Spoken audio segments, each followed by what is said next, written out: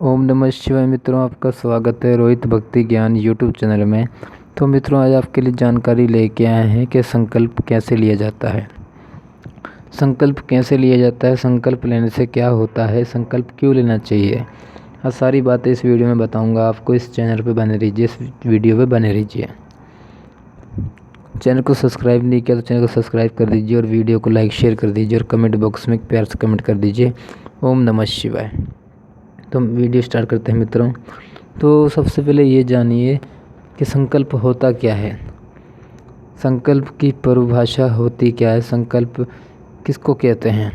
संकल्प एक कसम है, संकल्प एक प्रण है, संकल्प एक प्रण है, संकल्प एक कसम है, संकल्प एक प्रतिज्ञा है। यानी कसम को ही हम कहते हैं वचन भी कह सकते हैं हम। तो संकल्प को ही वचन कहते हैं, प्रण कहते हैं, प्रतिज्ञा कहते हैं, कसम कहते हैं। तो आपने ये जान लिया संकल्प होता क्या है, संकल्प ये होता है। तो संकल्प कैसे लेना चाहिए, संकल्प लेने का सही तरीका क्या होता है। तो सबसे पहले आपको क्या करना है, संकल्प लेने से पहले अपना नाम बोलिए। मेरा नाम ये है, मेरे पिता का नाम ये है, मेरी माता का नाम ये है, मैं रहने वाला यहाँ का हूँ और इस मंत्र का जाप कर रहा हूँ और मेरे इष्ट देवता का नाम ये है और मैं इतने समय तक जाप करूँगा और जिस संख्या में मैं जाप कर रहा हूँ संख्या में ही जाप करूँगा। तो जैसे मैं संकल्प लेता हूँ आपको बता देता हूँ। तो मैं संकल्प में से लेता हूँ, मेरा नाम रोहित है, मेरे पिता का नाम श्री कन्हैया राम है और मेरी माता का नाम सुमित्रा देवी है और रहने वाला मैं हरियाणा का हूँ, जवाहर नगर कैंप का। और मैं पंचाक्षर मंत्र का जाप करने जा रहा हूँ। मेरे इष्ट देवता का नाम है महादेव भोलेनाथ और मैं इतने समय तक जाप करूँगा, यानी मैं एक ही समय पे जाप करूँगा जिस समय मैं कर रहा हूँ। तो मैं जिस संख्या में जाप कर रहा हूँ, मैं 10 माला का जाप कर रहा हूँ तो 10 माला का ही जाप करूँगा मैं कंटिन्यू। अपने इष्ट देवता से प्रार्थना भी करनी होती है आपको। जैसे मैं ऐसे करता हूँ, हे महादेव, मैं ये साधना उठा रहा हूँ, मैं आपके ये सेवा उठा रहा हूँ, मैं इसका संकल्प ले रहा हूँ, इस संकल्प को मेरा पूर्ण कीजिए महादेव। बस उनको ऐसे कहते ही मैं अपने उंगलियों के द्वारा जल को नीचे डाल देता हूँ। तो संकल्प आपको ऐसे लेना चाहिए, संकल्प लेने का सही तरीका यही होता है। तो आपने जाना संकल्प कैसे लिया जाता है, सही तरीका क्या होता है। तो संकल्प क्यों लेना चाहिए, संकल्प लेने से आपको वो ऊर्जा प्रदान होती है, वो शक्ति आपको प्रदान होती है जो आप नहीं कर सकते, फिर भी आपको वो उस कार्य को कर सकते हैं संकल्प के द्वारा।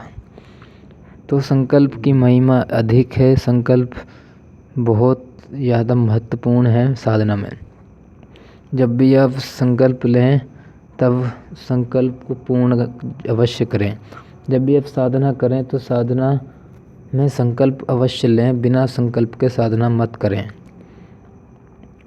तो आपको एक चीज़ और बता दूं, जब भी आप संकल्प ले रहे हैं, साधना कर रहे हैं, कोई भी सेवा उठा रहे हैं ईश्वर की, तो आप सबसे पहले ये ध्यान रखिए आपके दिमाग में कोई टेंशन नहीं होनी चाहिए, कोई समस्या नहीं होनी चाहिए, पैसों की समस्या नहीं होनी चाहिए, घर में क्लेश नहीं होने चाहिए, आपको कोई मानसिक बीमारी नहीं होनी चाहिए, शारीरिक कष्ट नहीं होना चाहिए, आपको कोई बीमारी रोग नहीं होना चाहिए। इस चीज़ों से आपके अंदर ये चीज़ें नहीं है, टेंशन नहीं है, सब कुछ दिक्कत नहीं है, फिर आप साधना संकल्प ले सकते हैं। ये परेशानी आपके पास है, आपके साथ जूझ रहे हैं, तो आप साधना संकल्प मत लीजिए, क्योंकि आपको सारा ध्यान उस चीज़ों में जाएगा जो आपको रोक रही हैं, जो आपकी बाधा बन रही हैं। तो इन समस्याओं में कभी भी साधना नहीं करनी चाहिए, कभी भी संकल्प नहीं लेना चाहिए। तो संकल्प हर साधना में लिया जाता है, हर पूजा पाठ में लिया जाता है। जब हवन होते हैं, पंडित आपसे संकल्प लेता है, यानी संकल्प लेता है जो आप ये हवन कर रहे हैं तो इसको पूर्ण करेंगे आप, ये संकल्प लेते हैं पंडित भी।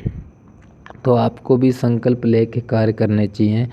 संकल्प से आपको वो आत्मबल प्राप्त होता है जो आप उस कार्य को करने के लिए सक्षम हो पाते हैं। तो संकल्प की महिमा अधिक है। तो राम जी ने भी संकल्प का पालन किया था, माता सीता ने भी संकल्प का पालन किया था। मतलब जो ऋषि मुनि थे हमारे, सभी ने संकल्प का पालन किया था। माता सीता ने संकल्प क्या लिया था, अपने पति के अलावा किसी और पुरुष की ओर देखूंगी भी नहीं और उनको भाई मानूंगी, अपना छोटा भाई या बड़ा भाई जब पिता मानूंगी। तो उन्होंने ये संकल्प लिया, उन्होंने भी संकल्प का पालन किया और पुरुष की तरफ देखा भी नहीं। तो श्री राम जी ने भी ये संकल्प किया, मैं अपनी जो मेरी धर्मपत्नी है उनके अलावा किसी और स्त्री की तरफ देखूंगा ही नहीं, गलत दृष्टि नहीं रखूंगा, उनको माता, बेटी, पुत्र मानूंगा। ऐसे संकल्प लिया था। उन्होंने भी संकल्प का पालन किया। जब वो वनवास जा रहे थे तब भी राम जी ने संकल्प लिया था कि मैं 14 वर्ष का वनवास काट के आऊँगा, और राम जी ने संकल्प लिया था कि रावण का अंत करके ही मैं राजा बनूँगा। तो उन्होंने भी अपने संकल्प का पालन किया। हर जो बड़ी बड़ी जो महापुरुष थे उन्होंने भी संकल्प लिया था, वो भी अपने संकल्प का पालन किया, उन्होंने संकल्प लिया।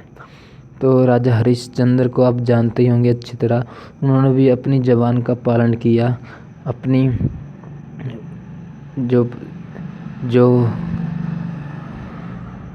अपने भी संकल्प का पालन किया राजा हरिश्चंद्र ने। तो उन्होंने संकल्प लिया था, जो भी मेरे भिक्षु आएगा मुझसे कुछ भी मांगेगा मैं उसको दे दूंगा दान में। तो अपना राजपाट सब कुछ उन्हें एक राजा को, एक ऋषि मुनि को दे दिया और खुद भी भिखारी हो गए।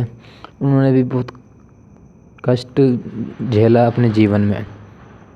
तो संकल्प हर महापुरुषों ने संकल्प का पालन किया, तो आपको भी करना चाहिए।